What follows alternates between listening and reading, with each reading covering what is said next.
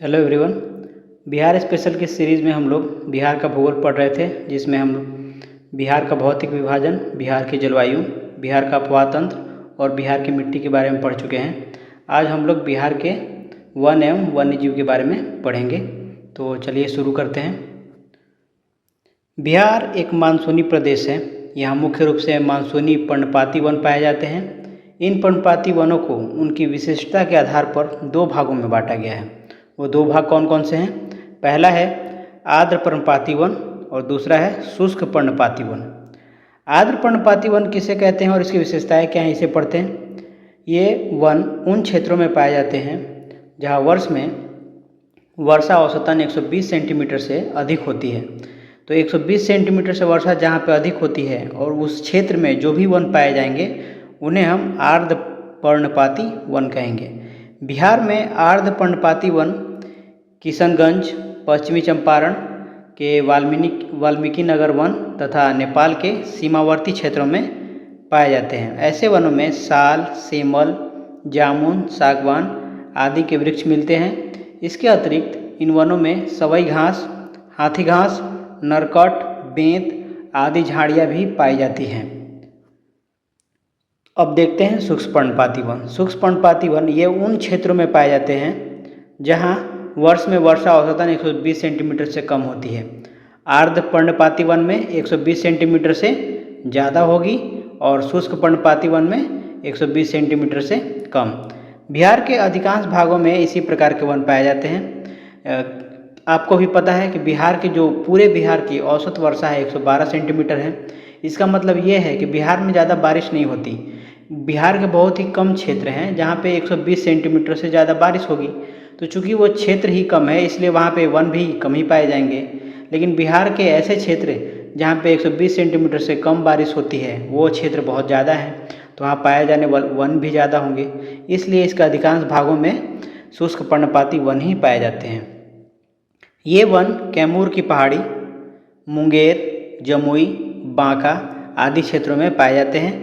इन वनों में शीशम, अमलतास, साल, खैरा, महुआ, पलास, जामुन, बांस आदि के वृक्ष पाए जाते हैं।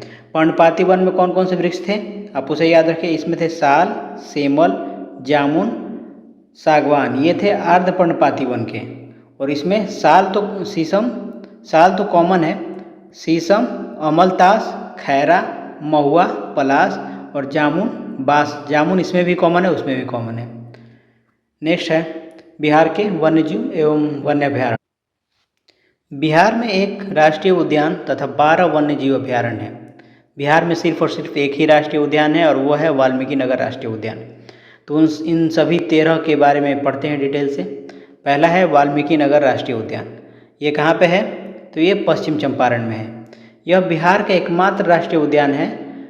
इसमें बिहार के सबसे घने वन पाए जाते हैं। हमने अभी भी पढ़ा था कि वाल्मीकि नगर जो कि पश्चिमी चंपारण में है, इस क्षेत्र में आर्द्र पर्णपाती वन पाए जाते हैं। तो चूँकि आर्द्र पर्णपाती वन पाए जाते हैं तो यहाँ पे वन भी क्या होंगे? घने होंगे। क्यों होंगे? क्योंकि यहाँ पे बारिश जो होगी 120 सेंटीमीटर से ज़्यादा होगी। दूसरा है भीम बांध एवं वन्यजीव अभ्यारण्य। ये कहाँ पे है? मुंगेर में। इसका जो क्षेत्रफल है वो है 681 वर्ग किलोमीटर क्षेत्र में फैला है। इसमें जो प्रसिद्ध जानवर हैं वो हैं तेंदुआ, भालू, जंगली सूअर और मगरमच्छ के लिए ये प्रसिद्ध है। तीसरा है गौतम बुद्ध पक्षी विहार। गौतम बुद्ध पक्षी विहार है गया में। इसका क्षेत्रफल कितना है? 259 वर्ग किलोमीटर क्षेत्र में यह फैला हुआ है।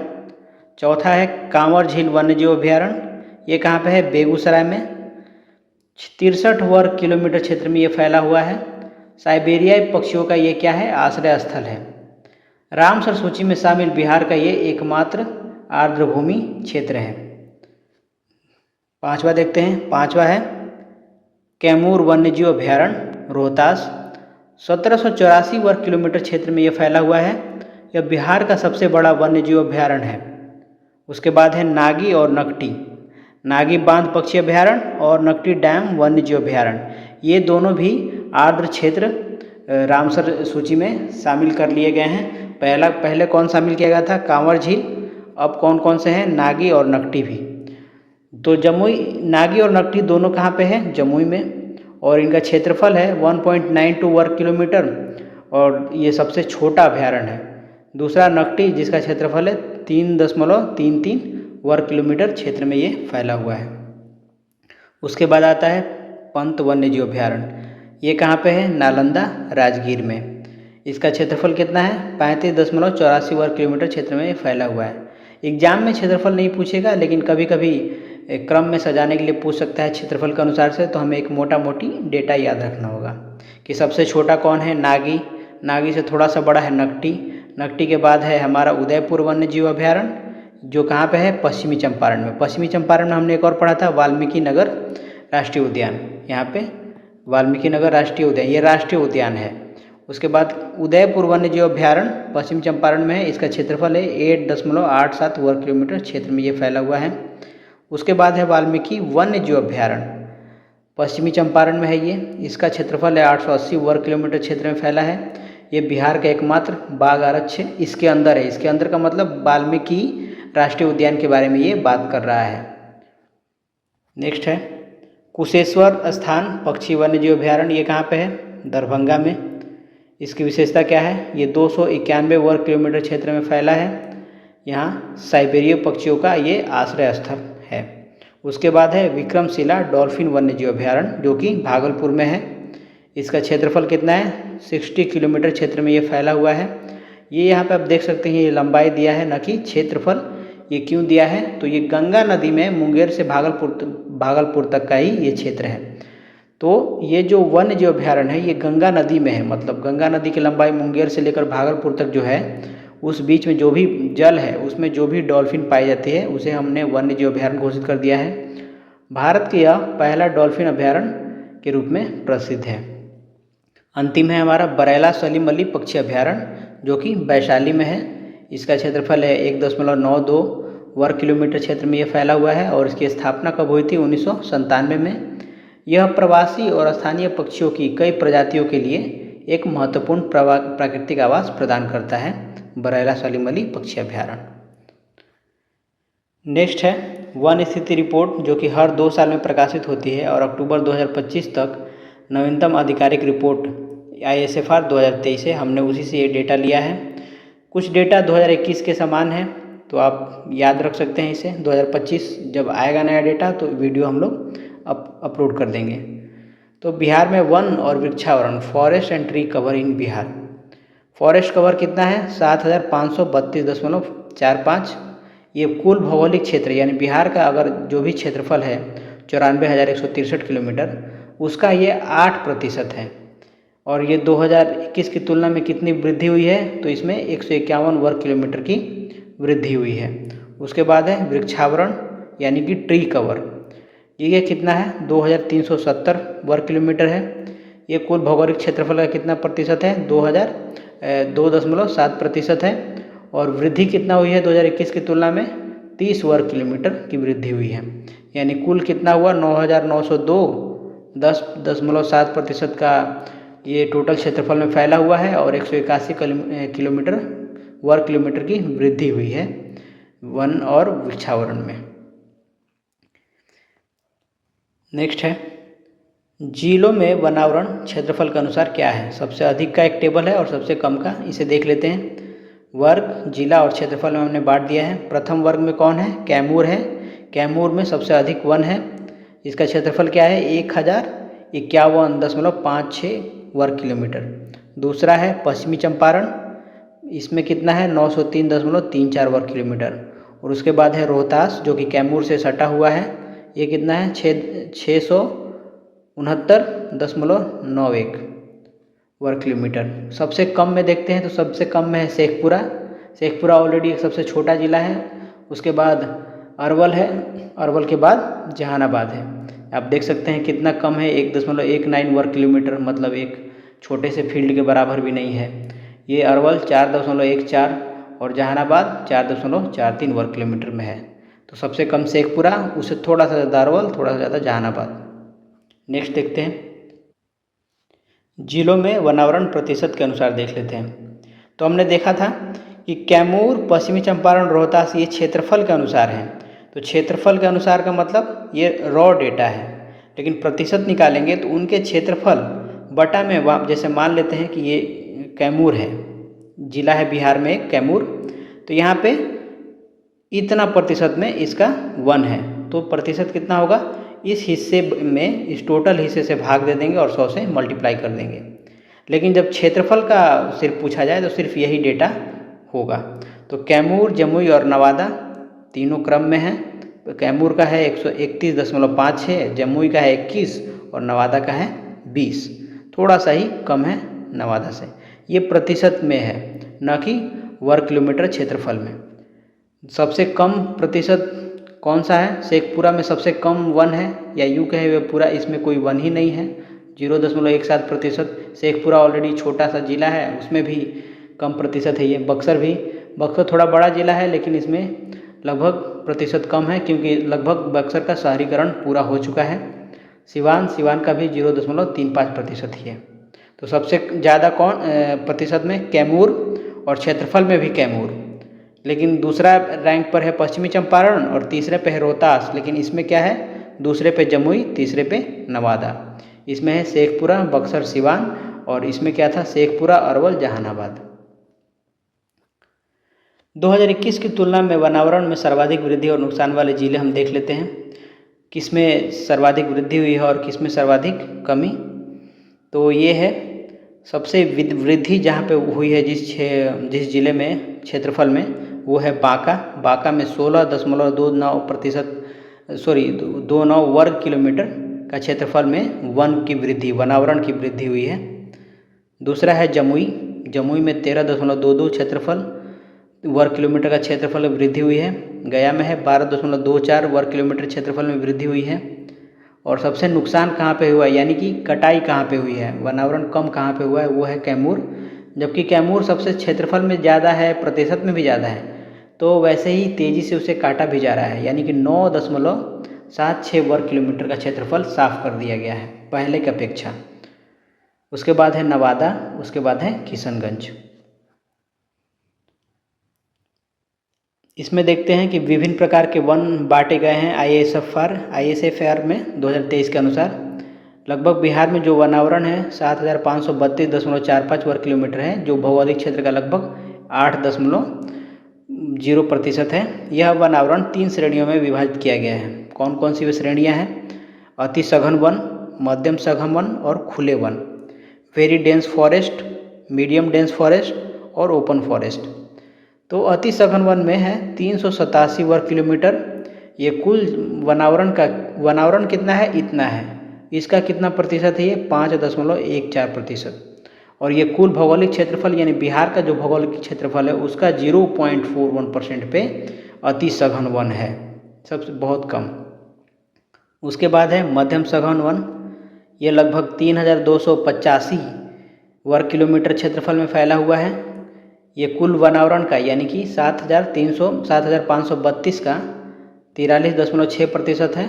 लगभग आधा में तो मध्यम सघन वन ही है, ये समझिए। और ये कुल भौगोलिक क्षेत्रफल का कितना है, 3.49%। उसके बाद है खुला वन कितना है, 3859 वर्ग किलोमीटर लगभग, और प्रतिशत कितना है, 51.24%। और कुल भौगोलिक क्षेत्र का ये कितना प्रतिशत है, तो 4.10%। आप सबको जोड़ेंगे तो इतना 100% और ये 8% आएगा। कुल भौगोलिक क्षेत्रफल का 8% और ये कुल वनावरण का 100%। ISFR 2023 के आंकड़ों के अनुसार 2021 की तुलना में खुले वन के क्षेत्रफल में वृद्धि हुई है, जबकि अति सघन वन और मध्यम सघन वन में मामूली बदलाव देखे गए हैं। उसके बाद है वनावरण वाले शीर्ष जिले क्षेत्रफल के अनुसार, किसमें ज़्यादा क्षेत्रफल है वो देख लेते हैं। तो क्या हमने पढ़ा, कैमूर में है, पश्चिमी चंपारण, उसके बाद रोहतास, तीसरा जमुई, चौथा गया। क्षेत्रफल याद रख सकते हैं, कैमूर में सबसे ज़्यादा 1051 है, पश्चिमी चंपारण में 903, रोहतास में 669, जमुई में 661 और गया में 602। क्षेत्रफल वर्ग किलोमीटर में जो पूछेगा नहीं, ज़्यादातर चांस है ये सीरीज के हिसाब से पूछे। वनावरण वाले शीर्ष जिले भौगोलिक क्षेत्रफल के हिसाब से, तो भौगोलिक क्षेत्रफल के हिसाब से देखते हैं तो कैमूर का जो प्रतिशत है 31.5 है। उसके बाद जमुई देखिए यहाँ पे चौथे पे था, अब आ गया है दूसरे पे, 21.34% है। उसके बाद है नवादा, उसके बाद मुंगई और उसके बाद पश्चिम चंपारण 17.28%। नेक्स्ट है शीर्ष जिलों में विभिन्न वन प्रकारों का क्षेत्रफल। मतलब जो हमने 3 प्रकार के वन पढ़े थे, अति सघन वन, मध्यम सघन वन और खुले वन, वो ये किस जिले में सबसे ज़्यादा इसका क्षेत्रफल पाया जाता है। तो पश्चिमी चंपारण में अति सघन वन सबसे ज़्यादा है। कितने क्षेत्रफल में है? तो 249 वर्ग किलोमीटर में है। उसके बाद पश्चिम चंपारण में ही मध्यम सघन वन भी ज़्यादा है। ये कितने क्षेत्रफल में है? 5048 वर्ग किलोमीटर में। उसके बाद ओपन फॉरेस्ट में कैमूर है, इसमें 531 वर्ग किलोमीटर है। नेक्स्ट देख लेते हैं अंतिम, संजय गांधी जैविक उद्यान जो कि पटना में है, 153 एकड़ में फैला हुआ है। यह उद्यान गैंडा प्रजनन के लिए एशिया का सबसे बड़ा केंद्र है। गैंडा प्रजनन के लिए एशिया का सबसे बड़ा जैविक उद्यान कौन है? संजय गांधी जैविक उद्यान पटना में है। जनवरी 2021 में बिहार के पहले राजकीय पक्षी उत्सव कलरव का आयोजन जमुई के नागी नकटी पक्षी अभयारण्य में किया गया था। राजगीर में जू सफारी की स्थापना की गई है। बिहार में डॉल्फिन रिसर्च सेंटर पटना में स्थित है। डॉल्फिन दिवस 5 अक्टूबर को मनाया जाता है। अखिल भारतीय बाघ आकलन 2022 की रिपोर्ट के अनुसार बिहार में जो बाघों की संख्या है वो 54 है। अभी 2025 का जो अगर आया होगा तो आप इसे अपडेट कर सकते हैं। तो हमारा यहाँ पे थ्योरी पार्ट खत्म होता है। अब हम देखेंगे इसके सारे क्वेश्चंस। तो पहला है, बिहार में किस प्रकार के वन पाए जाते हैं? तो बिहार में आर्द्र पर्णपाती वन और शुष्क पर्णपाती को ही पतझड़ बोलते हैं। दोनों प्रकार के वन पाए जाते हैं। तो आंसर क्या होगा? सी। बिहार राज्य के वनस्पति प्रदेश में कौन शामिल नहीं है? तो इसमें आर्द्र पर्णपाती वन शामिल है, शुष्क पर्णपाती वन भी शामिल है, और जो शिवालिक से सटा हुआ क्षेत्र है तराई वन, नेपाल से सटा हुआ कह सकते हैं, वो भी मिलता है। लेकिन सदाबहार वन नहीं मिलते। सदाबहार वन कहाँ मिलते हैं? जहाँ पे बारिश ज़्यादा होती है। बिहार में बारिश बहुत ही कम होती है। बिहार का सर्वाधिक सघन वन प्रदेश वाला जिला कौन सा है? हमने अभी पढ़ा था, ये कैमूर है। बिहार में अभी नए डेटा का हिसाब से ये पुराने डेटा के हिसाब से, नए डेटा के हिसाब से ये पश्चिम चंपारण हमने पढ़ा। बिहार में कहाँ विक्रमशिला गंगा डॉल्फिन अभयारण्य स्थापित किया गया है? भागलपुर में। मुंगेर से भागलपुर का जो एरिया है उस गंगा नदी वाले जल क्षेत्र को हमने गंगा डॉल्फिन अभयारण्य घोषित किया है। नेक्स्ट क्वेश्चन, बिहार के पूर्वी मध्यवर्ती भाग एवं दक्षिण पश्चिमी पहाड़ी भाग में किस तरह के वन पाए जाते हैं? तो यहाँ पे शुष्क पतझड़ वन पाए जाते हैं। दक्षिण पश्चिमी भाग कौन सा एरिया है? कैमूर, रोहतास, गया, औरंगाबाद वाला एरिया है। तो हमें पता है इस एरिया में बारिश बहुत कम होती है। जब बारिश 120 सेंटीमीटर से कम होगी तो यहाँ पे किस तरीके के वन पाए जाएंगे? शुष्क पर्णपाती वन या शुष्क पतझड़ वन। ये दोनों एक ही है, आप ऑप्शन को सुधार लेंगे। बिहार में पर्णपाती वनों को वर्गीकृत किया जा सकता है किस आधार पे? तो आर्द्र पर्णपाती वन और शुष्क पर्णपाती वन। आंसर क्या होगा? सी। बिहार का सर्वाधिक वन क्षेत्रफल वाला जिला कौन सा है? तो ये है कैमूर। इसे हमने सुधार दिया, यहाँ पे रोहतास गलती से लिख दिया गया था। बिहार के जिलों में घटते क्रम में वनों का विस्तार का सही क्रम हमें निकालना है। तो पहला है कैमूर, उसके बाद पश्चिमी चंपारण, उसके बाद है गया और नवादा। बिहार के किस जिले में आर्द्र पर्णपाती तराई वन पाए जाते हैं? तो सहरसा, पूर्णिया और अररिया, इन सभी में पाए जाते हैं, क्योंकि ये वाले जो क्षेत्र हैं ये दार्जिलिंग और जो नेपाल वाला एरिया है किशनगंज से सटा हुआ है, जहाँ पे बारिश बहुत ज़्यादा होती है। तो इसलिए यहाँ पे आर्द्र पर्णपाती वन पाए जाएंगे। तो उपरोक्त में से सभी होगा। भीम बांध वन अभयारण्य जो कि मुंगेर में है, ये किस तरीके का वन प्रदेश है? तो ये शुष्क पतझड़ वन है। बिहार में आर्द्र पतझड़ वन कहाँ पे पाए जाते हैं? तो उत्तरी पश्चिमी भाग एवं दक्षिण स्थित पहाड़ी दोनों में पाए जाते हैं आर्द्र पतझड़ वन। उत्तरी पश्चिमी भाग का मतलब जैसे अगर ये बिहार है, बिहार रेक्टेंगुलर है, इसे रेक्टेंगल ऐसे बनाते हैं। ये हमारा बिहार है। तो उत्तरी पश्चिमी भाग कौन सा है? ये वाला है। और दक्षिण स्थित जो पहाड़ियाँ हैं वो है ये इधर। तो यहाँ पे होती है बारिश ज़्यादा, इसलिए इस कारण से दक्षिण वाले पहाड़ियों में आर्द्र पतझड़ वन पाए जाते हैं। बिहार में वन क्षेत्र के बाहर प्रति हेक्टेयर पेड़ों की औसत मात्रा कितनी है? 13.6%। नेक्स्ट क्वेश्चन, बिहार का वाल्मीकि टाइगर प्रोजेक्ट कितने क्षेत्र में विस्तृत है? तो ये 900 वर्ग किलोमीटर में है लगभग। भीम बांध वन्य जीव अभ्यारण्य बिहार के किस जिले में स्थित है? अभी हमने देखा मुंगेर में है ये। बिहार में स्थित अभ्यारण्य और जैविक उद्यान और स्थित जिलों को सम्मिलित करना है। संजय गांधी जैविक उद्यान कहाँ है? पटना में है। वाल्मीकि नगर अभ्यारण्य कहाँ पे है? पश्चिम चंपारण में है। कैमूर कहाँ है? कैमूर रोहतास वाले कैमूर उसी से सटा हुआ है, तो ये सब बोल सकते हैं। गौतम बुद्ध हमने देखा ये गया में है, बोध गया बोल सकते हैं इसे, और राजगीर नालंदा में है। तो हमारा आंसर क्या होगा? ए। नेक्स्ट क्वेश्चन, उदयपुर अभ्यारण्य जो बाघ एवं अन्य पशुओं के लिए विख्यात है, ये कहाँ पे स्थित है? तो उदयपुर पश्चिमी चंपारण में है। बिहार के किस जिले में कुशेश्वर स्थान झील है? तो ये दरभंगा में है कुशेश्वर स्थान झील। यह साइबेरियाई पक्षियों के लिए प्रसिद्ध है। तो इस वीडियो में बस इतना ही। अगले वीडियो में हम लोग बिहार के आपदा से संबंधित कुछ थियरी और कुछ क्वेश्चंस करेंगे। तब तक के लिए धन्यवाद।